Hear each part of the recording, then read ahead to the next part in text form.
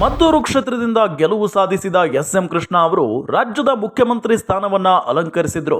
ಈ ಮುಖೇನ ಸಕ್ಕರೆ ನಾಡು ಮಂಡ್ಯ ಜಿಲ್ಲೆಯ ಮೊದಲ ನಾಯಕ ಸಿಎಂ ಆಗಿರುವ ಹೆಗ್ಗಳಿಕೆಗೆ ಕೃಷ್ಣ ಅವರು ಪಾತ್ರರಾಗಿದ್ರು. ಎಸ್.ಎಂ. ಕೃಷ್ಣ ಆಡಳಿತಾವಧಿಯ ಪ್ರಮುಖ ಘಟನಾವಳಿಗಳನ್ನ ನಾವು ನೋಡೋದಾದ್ರೆ, ವೀರಪ್ಪನ್ನಿಂದ ರಾಜ್ಕುಮಾರ್ ರಕ್ಷಣೆ.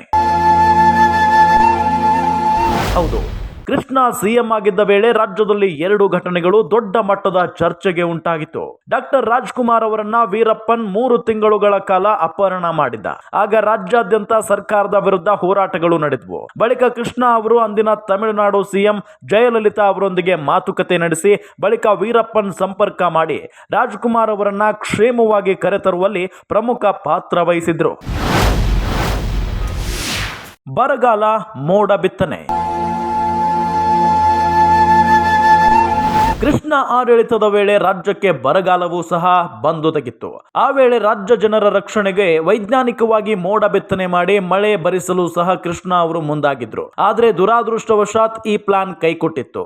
ಈ ವೇಳೆ ತಮಿಳುನಾಡು ಕಾವೇರಿ ನೀರಿಗಾಗಿ ಖ್ಯಾತಿಯನ್ನ ಸಹ ತೆಗೆಯಿತು. ಮಂಡ್ಯ ಸೇರಿದಂತೆ ಹಳೆ ಮೈಸೂರು ಭಾಗದಲ್ಲಿ ತೀವ್ರ ಸ್ವರೂಪದ ಹೋರಾಟಗಳು ಸಹ ಜರುಗಿದ್ವು. ಭೂ ದಾಖಲೆಗಳ ಡಿಜಿಟಲೀಕರಣ.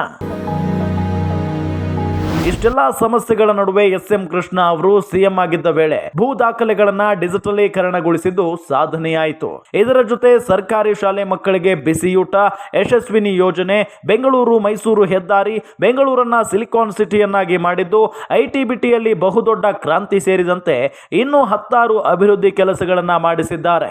2004ರಲ್ಲಿ ಕೃಷ್ಣ ಅವರು ತಮ್ಮ ಸ್ವಕ್ಷೇತ್ರ ಮದ್ದೂರು ಕ್ಷೇತ್ರವನ್ನ ಡಿಸಿ ತಮ್ಮಣ್ಣಗೆ ಬಿಟ್ಟುಕೊಟ್ಟು ಬೆಂಗಳೂರಿನ ಚಾಮರಾಜಪೇಟೆಯಲ್ಲಿ ವಿಧಾನಸಭಾ ಚುನಾವಣೆಯನ್ನ ಎದುರಿಸುತ್ತಾರೆ. ಚಾಮರಾಜಪೇಟೆಯಲ್ಲೂ ಸಹ ಕೃಷ್ಣ ಅವರು ಗೆಲುವು ಸಾಧಿಸುತ್ತಾರೆ.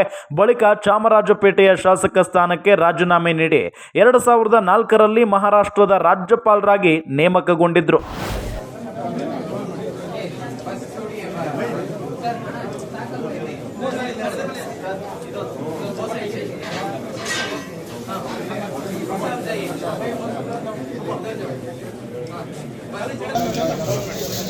बस छोड़िए सर, बस